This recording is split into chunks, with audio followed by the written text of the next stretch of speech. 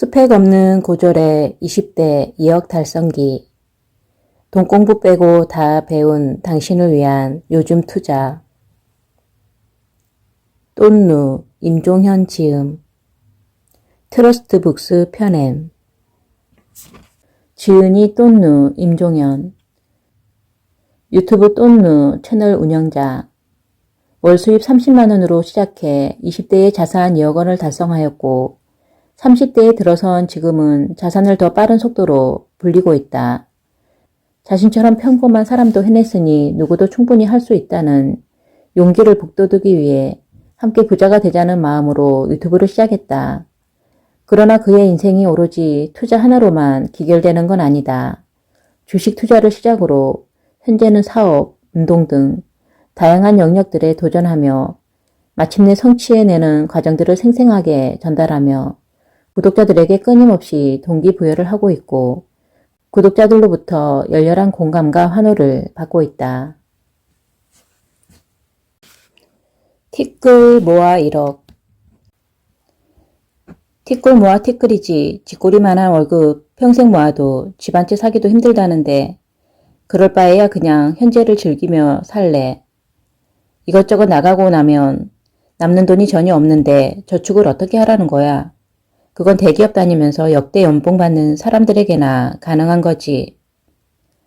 저축에 대한 필요성을 들을 때 무의식적으로는 이런 생각들이 머릿속에 떠올랐다면 당신은 돈을 모을 의지 자체가 없는 사람임을 인정해야 한다. 물론 억 단위의 자산을 모으기까지 엄청난 노력과 구체적인 계획이 필요하다. 그렇기 때문에 우리 주위만 둘러봐도 1억은커녕 1000만 원도 모으지 못한 이들, 심지어는 마이너스 자산뿐인 이들이 수두룩하다. 하지만 앞서 말했듯 1억 모으기는 누구에게나 결코 불가능한 영역이 아니다. 그런데도 1억 모으기를 불가능의 영역이라고 선을 그어버리는 것은 노력하기 싫은 자들의 비겁한 합리화이며 변명일 뿐이다. 그들에게 1억 모으기가 불가능하다는 의미는 그간 소소한 행복을 위해 해왔던 소비들을 절대 포기할 수 없다는 의미이며 매일 내가 먹고 싶은 음식 정도는 먹어야 하고 가끔 내가 사고 싶은 것 하나씩은 사야만 한다는 의미다. 즉, 삶의 질을 포기하면서까지 저축하고 싶지는 않다는 자세다. 이렇게 이야기했을 때 대부분의 사람들은 평생 동안 소비를 억제하면서 저축의 지루함을 견디며 살아야 한다는 의미로 착각한다. 이 지루한 과정을 견디고 나면 그 너머에 당신이 그토록 꿈꾸던 워라밸이 있는 삶, 지금보다 더 윤택하고 안락한 삶이 기다리고 있다는 사실은 미처 알지 못한 채 견디지 못하고 그 뒤에 있을 더 나은 삶을 너무 쉽게 포기해버린다. 본디 노력이란 지루하며 때로는 고통스럽기까지 하다. 조금 더 편한 것을 찾고 외면하고 회피하려는 것은 어쩌면 우리 인간의 본능일지 모른다. 최근 2, 3년간 어느 한 분야에 몰입하고 노력하고 구체적인 계획을 세워본 적 있는가? 그런 경험이 있다면 더욱 공감하기 쉬울 것이다. 어렸을 때 자전거를 처음 배웠던 기억을 떠올려보자. 자전거를 탈 때 가장 중요한 포인트는 중심 잡기다. 중심을 잡는 법만 습득하면 그때부터는 자전거를 자유자재로 탈 수 있는데 문제는 중심 잡는 법을 배우기까지의 과정이 쉽지 않다는 점이다.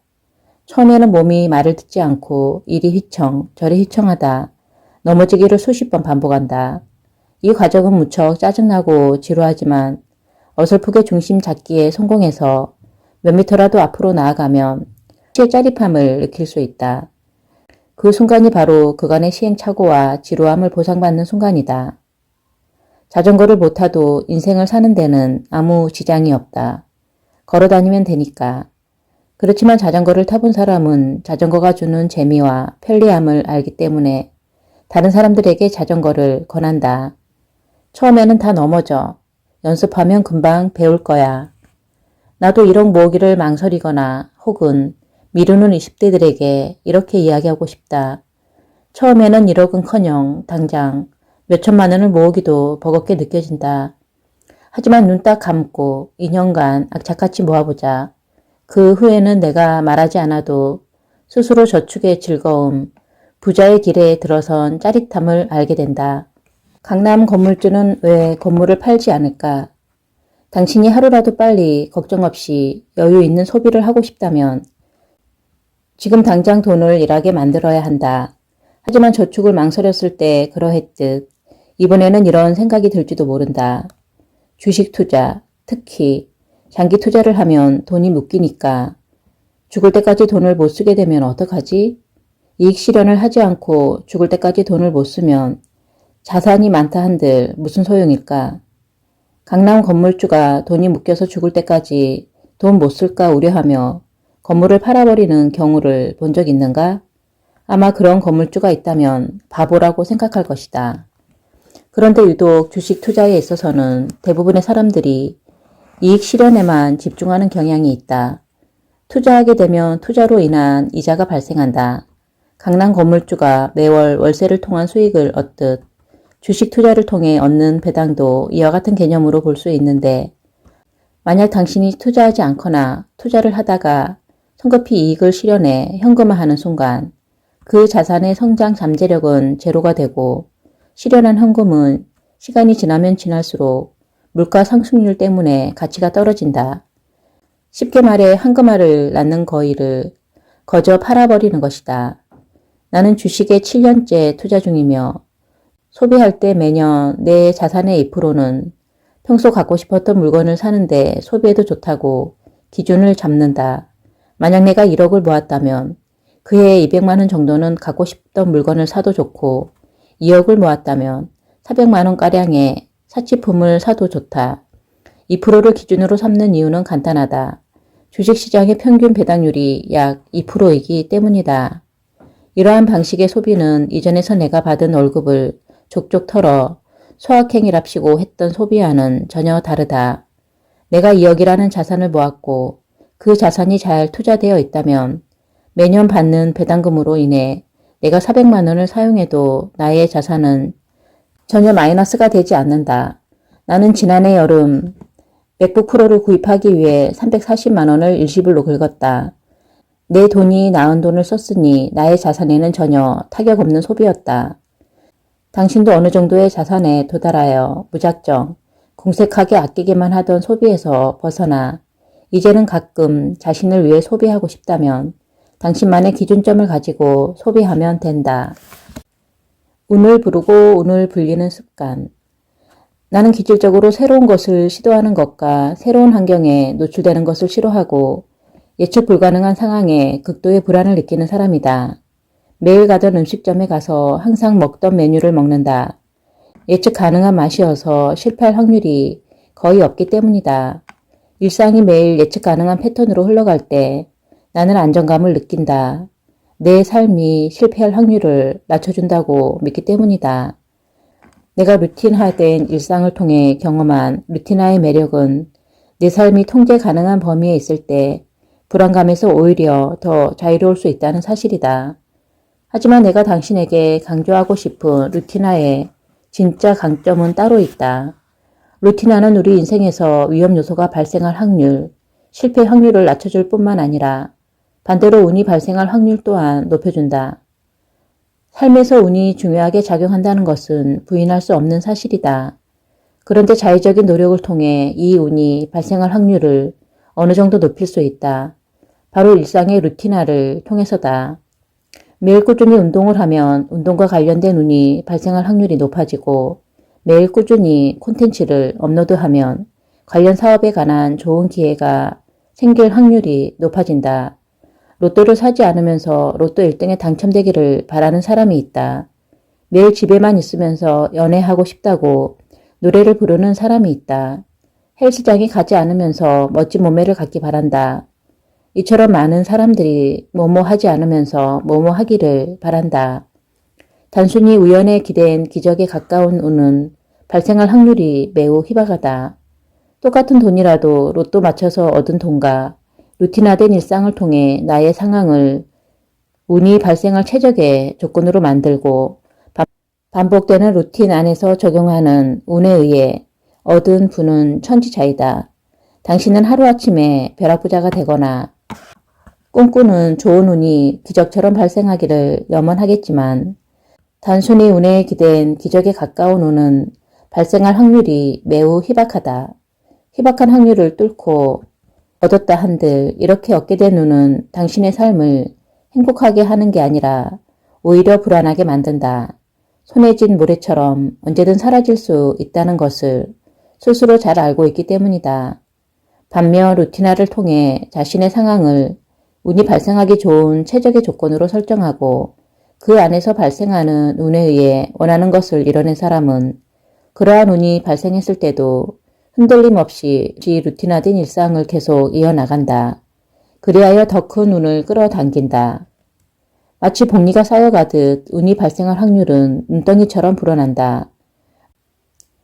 나의 경우 유튜브를 통해 수익을 내고 사업을 시작하면서 여러 가지 파이프라인을 만들어내고 있다. 내가 처음 유튜브를 통해 수익을 내기 시작했을 때 전업 유튜버로 하겠다며 다니던 회사를 그만두고 다시 말해 단순히 우연히 발생할 운이 찾아오기만을 기다렸다면 더 좋은 기회는 오지 않았을 것이다. 훗날 내가 이룬 것들은 지금보다 훨씬 많을 테고 나의 상황들은 변해 있겠지만 그때도 나는 틀림없이 아침 7시에 일어나 밥을 먹고 운동을 가고 일을 할 것이다. 특출나지 못한 내가 앞으로 나아갈 수 있는 힘은 오로지 습관에 있음을 확신하기 때문이다. 자본주의 사회에서 부자로 살아남기. 기가 따갑도록 들었겠지만 오늘날 우리는 투자를 필수로 해야 한다. 더 정확히 이야기하면 투자를 필수적으로 했었어야 했다. 2020년 우리나라의 핫키워드 하나는 금융 문맹이었다. 금융이 한국갤럽에 따르면 우리나라 국민 10명 중 9명이 금융교육을 제대로 받아본 적이 없었다고 답했고 10명 중 7명은 본인의 금융 지식이 충분하지 않다고 답했다. 초, 중, 고 교육기간 중 금융을 가르치는 시간이 1년의 평균 8.9시간에 그쳤다는 설문 결과에 고개가 절로 끄덕여졌다. 한국은 전 세계 어느 나라보다 교육열이 높은 나라다. 그러나 아이러니하게도 자본주의 사회에 살면서 자본을 키우는 교육보다는 권위적인 자리를 위한 교육이 집착해왔다. 자본주의는 말 그대로 자본이 중심이 되는 사회를 뜻한다. 더 쉽게는 돈이 최우선이 되는 돈을 중심으로 움직이는 사회를 의미한다. 이처럼 한국 사회는 돈에 대해 언급하고 이를 우선 가치로 여기기를 터부시해 왔기 때문에 자본주의라는 단어에 거부감을 느끼는 사람들이 있을지 모른다. 하지만 좋든 싫든 인정하든 인정하지 않든 자본주의는 앞으로도 오랫동안 유지될 가능성이 높다. 적어도 우리가 사는 동안은 말이다. 그런데 돈에 대해 배우지 않겠다는 자세는 우리가 사는 자본주의 사회를 부정하는 것이나 마찬가지인 셈이다. 대학 시절 누구나 한 번쯤은 과제 지옥에 빠져본 경험, 팀을 짜서 발표 과제를 준비해 본 경험이 있을 것이다. 만약 친하지도 않은 동기 중 한 명이 당신이 일주일 내내 공들인 과제물을 그대로 좀 뺏겨도 되겠냐고 묻는다면 나 혼자 하드캐리한 발표 과제에 무임승차하려는 팀원이 있다면 만약 당신이 자본주의자가 아니라면 내가 열심히 노력하여 얻어낸 결과물을 노력하지 않은 이들과 거저 공유해야만 한다. 그러나 이와 같은 상황에서 그렇게는 안 된다고 필사적으로 외치는 사람은 뼛속 깊이 자본주의자다.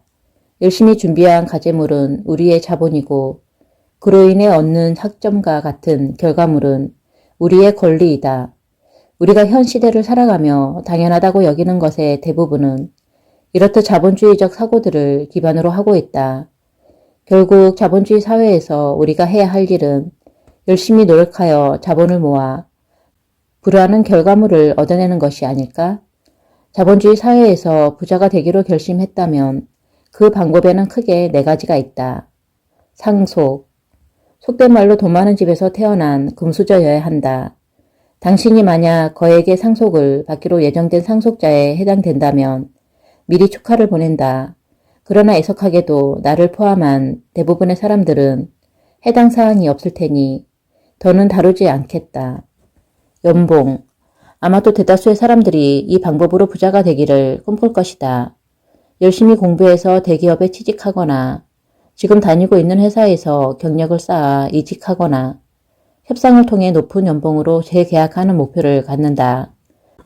하지만 일부에서 언급했듯 높은 연봉, 대기업 취직만으로는 경제적 자유에 도달하기 어렵다. 물론 남들보다 부족하지 않게 살 수는 있겠지만 경제적 압박감으로부터는 완전히 해방된 돈에 구애받지 않는 삶을 살려면 그 이상의 자산이 필요하다. 연봉 하나만으로 부자가 되려면 적어도 연 10억가량의 소득이 있어야 가능할 것이다. 사업. 앞서 이미 다루었다시피 사업은 우리가 기하급수적으로 돈은 벌 수 있는 거의 유일한 방법이기 때문에 나를 포함한 많은 사람들이 최종적으로는 이 단계에 도달하기를 바란다.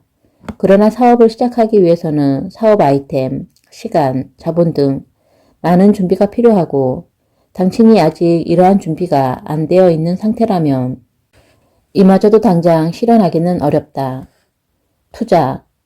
부자가 되고 싶지만 상속자, 억대 연봉자가 아니라면 또 그렇다고 사업을 하기에는 아무런 준비가 되어 있지 않다면 당장 부자가 되기 위해 할 수 있는 수단은 하나, 바로 투자다. 전 세계 평균을 보았을 때 대부분의 투자 자산은 장기적으로 우상향해왔다. 당연히 물가 상승률을 초과해왔고 장기적으로는 당연히 수익을 내는 구조였다. 지금 당장 무엇을 해야 할지 모르겠다면 일단 투자를 시작하라. 그렇다고 계좌도 없이 뛰어들 생각인가? 최소한의 공부도 선행되어야 한다. 공부부터 하자. 자본주의 사회에서 투자는 밥을 먹듯 아주 당연한 행위다. 어려운 주식 용어를 잘 알고 화려한 차트 분석을 익힌다고 진짜 주식 고수가 될 수 있을까? 고수들이 매수한 종목만 그대로 따라 사면 그들과 같은 수익을 낼 수 있을까? 수학, 과학, 천문학의 천재들마저 주식 투자에 보기 좋게 실패했던 이유는 무엇일까?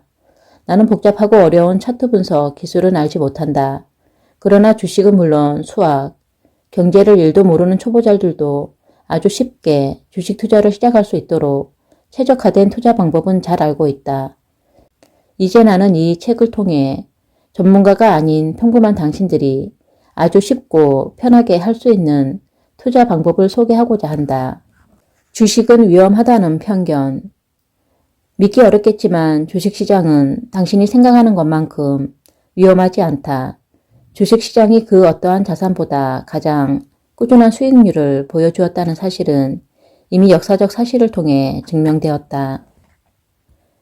국내에 투자할 것인가 해외에 투자할 것인가. 미국 주식이 세계에 끼치는 영향력. 현재 주식시장에 대한 우리나라 국민의 관심도가 높아진 건 사실이지만 다수의 사람들이 국내 주식에만 머물러 있다. 국내 주식의 미래 전망이 좋아서라면 모를까. 단순히 해외 투자는 어렵고 복잡해 보인다는 이유로 기피 한다면 스스로 우물 안에 갇힌 개구리와도 다르지 않다. 세계 금융시장에서 한국은 몇 프로를 차지할까? 전 세계에 K-팝 열풍이 불고 있고 삼성을 보유한 한국인데 꽤 높은 비율이지 않을까? 2017년 자료 기준으로 한국이 전 세계 금융시장에서 차지하는 비중은 약 2%다.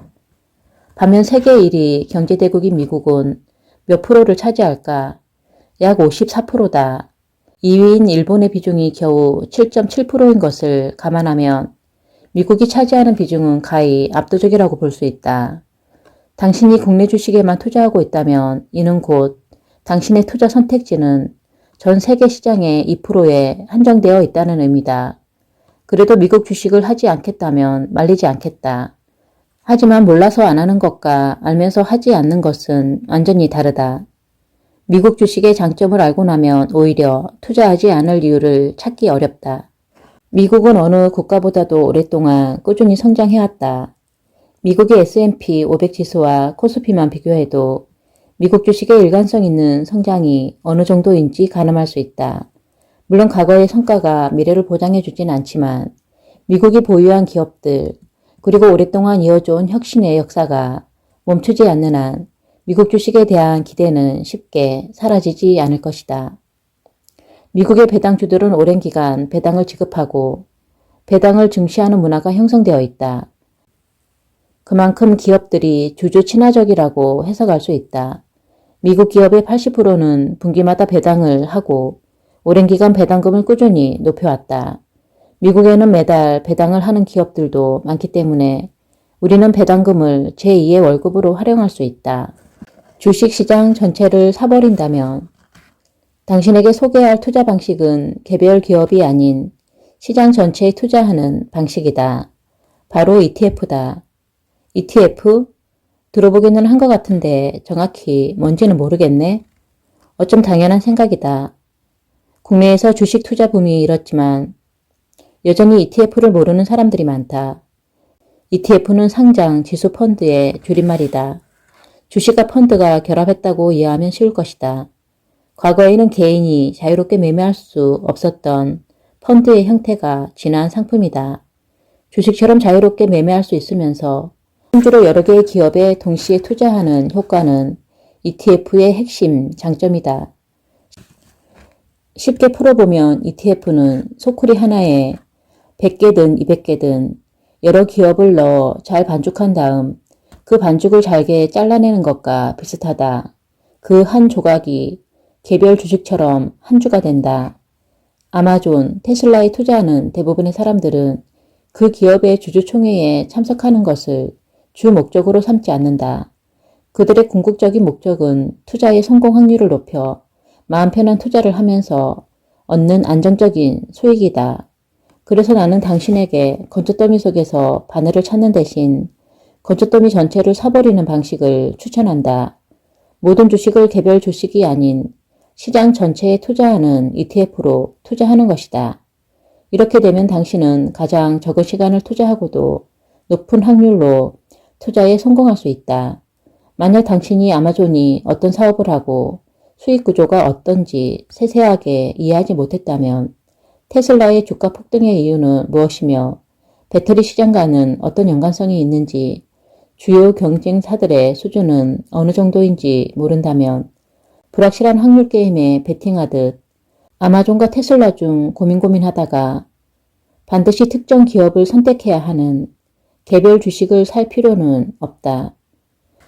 이 시대에 태어난 우리는 행운하다. 주식시장 전체에 투자할 수 있는 인덱스 펀드 ETF를 접할 수 있기 때문이다. 덕분에 복잡한 주식 차트와 재무제표, 분석 리포트, 기사들을 볼 필요가 없다. 불안해서 잠 못 자거나 의지할 대상을 찾아다닐 필요도 없다.